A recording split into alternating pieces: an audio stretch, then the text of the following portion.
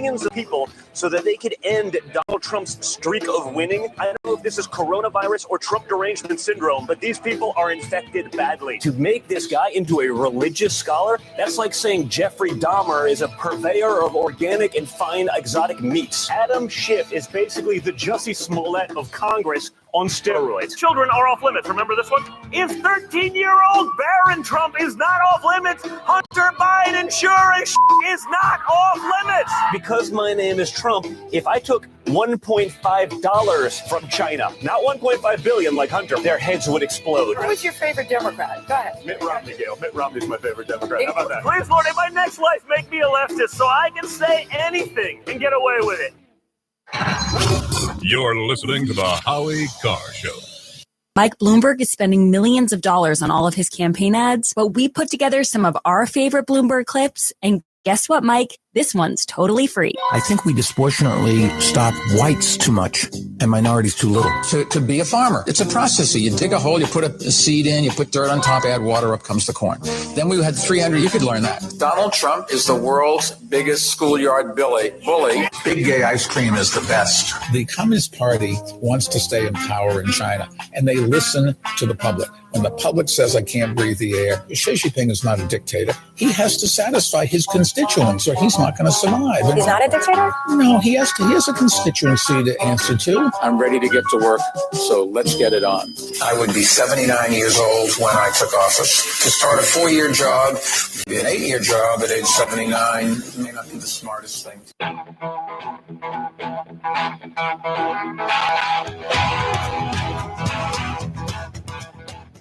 Better strap yourself in. It's time for the Howie Carr Show. People are absolutely scared, but there are other people that are scared about being locked in a room and losing their job and not having any income.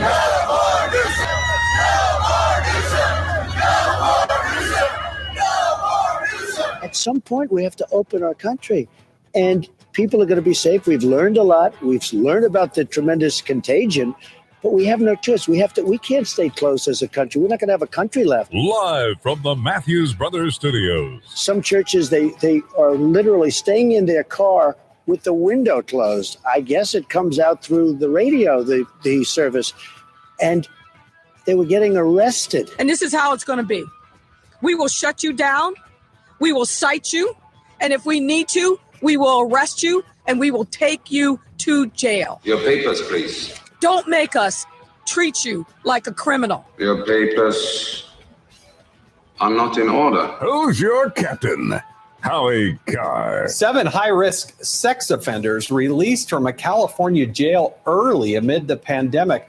One of them already rearrested this week for exposing himself to a parole officer. This is a ruse that has been pulled on the American public. We've all been told that during the pandemic, we needed to release people early because of the underlying health pandemic. However, in Orange County, our jails now are down by 45% in terms of their capacity. Unchained and unstoppable. Everyone who, in fact, is found to have the COVID to get look. I apologize for not remembering. Rump swabs, hacks, and moonbats beware. It's Howie Carr. Don't tell us you're sorry, Mr. Vice President. We know how sorry you are. By the way, that was Lori Lightfoot who was talking about don't make us treat you like criminals. Actually, if you live in Illinois or Chicago, you want to be treated like a criminal because they're letting all the criminals go. They're opening up the jails. They're letting out sex offenders, just like the DA of Orange County in California was talking about.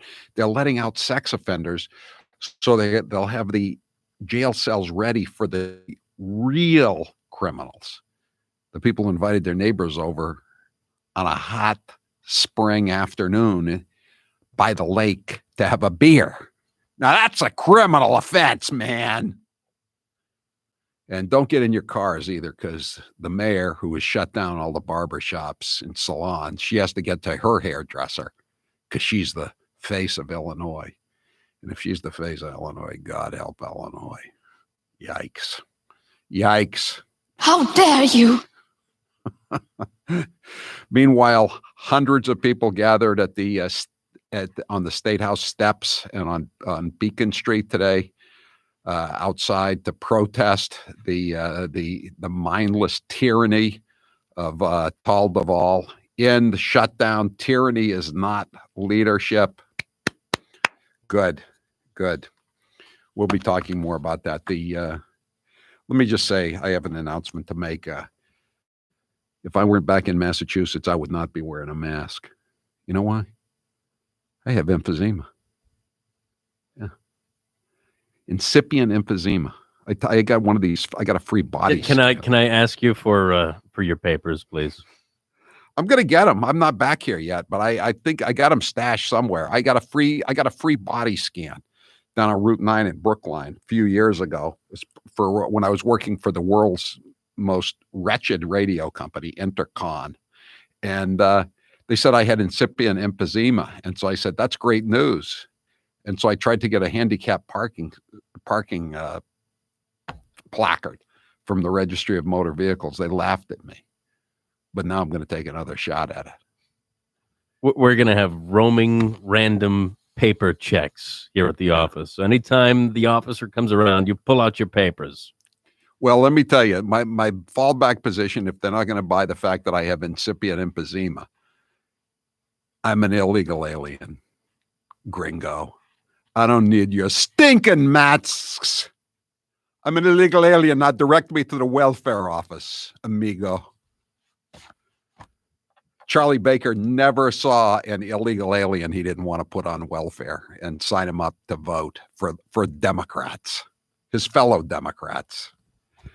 All right. 844-500-4242. Listen, this is we had a charity going for the last few weeks, Emergency Room Eats, ER Eats, and it was very successful. We raised close to $20,000, and we really thank our listeners. You were beyond generous, and it's great. We wrote out the last checks. Some of the sponsors, in addition to our loyal listeners and generous listeners, included Matthews Brothers, DiStefano Hair Restoration, Guardline, Breaking Bread. That's Joe Piantadosi from Piantadosi Baking Company. That's his radio show. And also Boomer's Natural Masks, who donated 1,000 masks. We donated to hospitals to provide food from the local restaurants that have had their hands full surviving these last few months during the panic. And we gave money, made donations in your name, ER Eats, to 5 hospitals in Massachusetts, 5 hospitals in Maine, 2 hospitals in New Hampshire, 1 hospital each in Connecticut and Vermont. Everybody who contacted us, we took care of them, and we thank everybody. And it's great. We really appreciate it.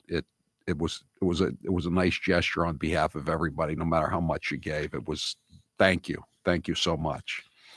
844-500-4242. So much to get to here today. Joe Biden has been back out on the basement campaign trail, and we've got some of those sound cuts.